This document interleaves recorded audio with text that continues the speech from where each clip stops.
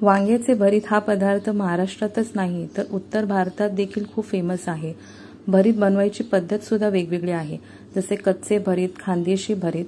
तर आजचा आपला जो पदार्थ आहे त्यामध्ये आपण कोणत्याही मसाल्याचा वापर न करता चमचमीत आणि झणझणीत असा वांग्याचे भरीत बनवले आहे। तर चला तर मग आपण कृतीला सुरुवात करूया। इथे आपण लोखंडी तव्याचा वापर केला आहे। आपण अख्खं वांग न वापरता त्याला 2 भागामध्ये कापणार आहोत आणि त्याला दोन्ही बाजूनी असे काप करून तेल टाकणार आहोत तव्यावरती आणि थोडंसं तेल आपण वांग्याला सुद्धा लावणार आहोत, जेणेकरून शिजल्यानंतर त्याच्या साली सहज निघतील। तर दोन्ही भाग आपण तव्यावरती ठेवूया। नंतर आपण इथे 2 टोमॅटो घेतलेले आहेत, ते उभे चिरून ह्या वांग्यासोबतच आपल्याला भाजून घ्यायचे आहेत। तर साइडला आपल्याला अशा पद्धतीने अरेंज करायचं आहे। नंतर तुम्ही तिखट किती खातात त्याप्रमाणे मिरचीचे प्रमाण कमी जास्त करा। या मिरच्या तिखट असल्यामुळे मी 3 घेतलेल्या आहेत आणि 4 ते 5 मोठ्या लसूण पाकळ्या त्याच्यासोबत ठेवून याला मंद आचेवरती भाजू द्यायचं आहे। आलटून पालटून घेतल्यानंतर शकतात छान आपले हे टोमॅटो भाजलेले आहेत। मिरची आणि लसूण हे छान आपले खरपूस भाजलेले आहेत, ते आपल्याला साइडला काढून घ्यायचे आहेत। आणि आपल्याला वांग थोडं जास्त वेळ शिजवून घ्यायचंय, कारण का वांग शिजायला थोडा जास्त वेळ लागतो। इथे पहिली टिप म्हणजे आपण ह्या वांग्यासोबत हे बाकीचे जे जिन्नस आपण भाजून घेतले त्यामुळे एक वेगळीच चव येते आपल्या भरीताला। तुम्ही ह्या पद्धतीने नक्की एकदा बनवून पहा आणि तुम्हाला फरक दिसेल। तर आता आपण व्यवस्थित थंड केल्यानंतर टोमॅटोच्या साली व्यवस्थित काढून घ्यायच्या आहेत आणि एका चाकूच्या साहाय्याने ह्याची बारीक बारीक फोडी करून घ्यायच्या आहेत आणि बाजूला ठेवून द्यायचं आहे।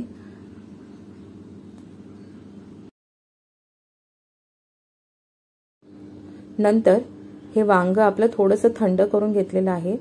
थंड केल्यानंतर आपण साली काढून घ्यायच्या आहेत। तेल लावल्यामुळे सहज त्या साली निघतात, जास्त मेहनत करायला लागत नाही। त्यामुळे मी सांगितलं शिजताना आपण त्याला तेल लावून घ्यायचं आणि चमच्याने किंवा हाताने त्याला व्यवस्थित मॅश करून घ्यायचं आणि बाजूला ठेवायचं। आता आपण एक कढई घ्यायची आहे जाडबुडाची, त्याच्यामध्ये 2 ते 3 चमचे तेल घ्यायचं आहे।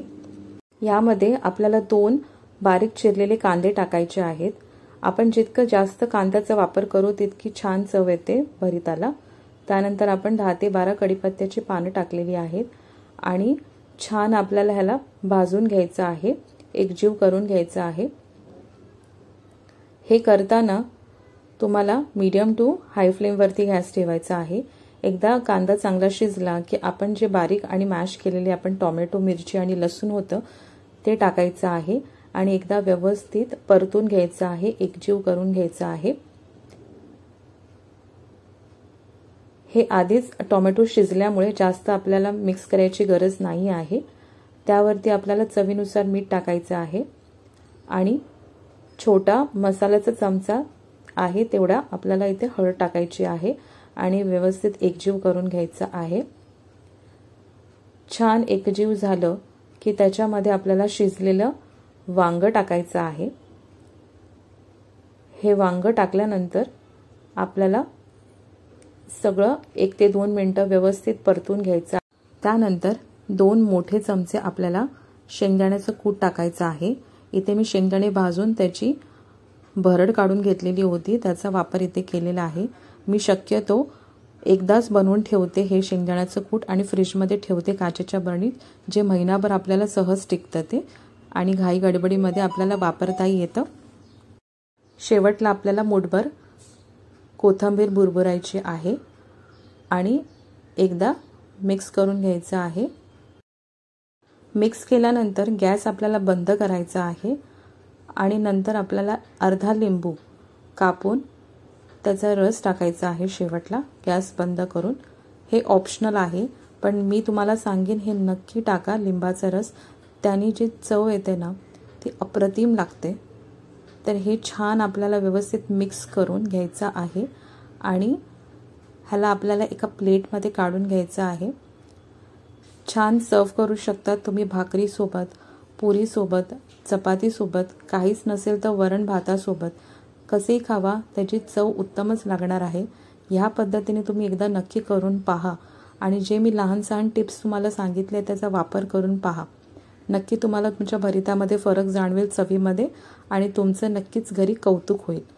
तर करून पहा आणि भाकरीसोबत सर्व करा आणि मला सांगा रेसिपी कशी झाली आहे.